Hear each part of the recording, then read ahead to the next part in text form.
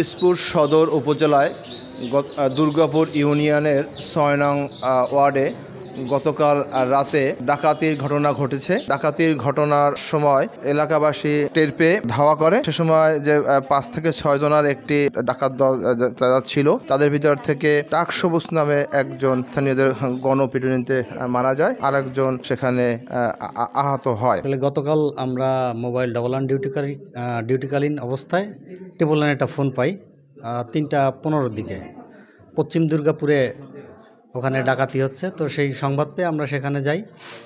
যাওয়ার পরে সেখানে দেখি যে দুলাল মেম্বারের বাড়িতে ডাকাতি হচ্ছে এবং সেখানে পাবলিক দুইজনকে ধৃত করে আর কি, একজনকে বেঁধে রেখে এবং অন্য একজনকে গুরুতর অবস্থায় আমরা পাই। পরবর্তীতে দুজনকে উদ্ধার করে আমরা পাবলিকের সহযোগিতায় পিরোজপুর সদর হাসপাতালে নিয়ে আসি এবং এই অবস্থায় চিকিৎসাধীন অবস্থায় আছে। তো স্থানীয় বাসিন্দাদের মাধ্যমে জানতে পারি যে ৫ থেকে ৬ জন ডাকাত ওখানে আসে।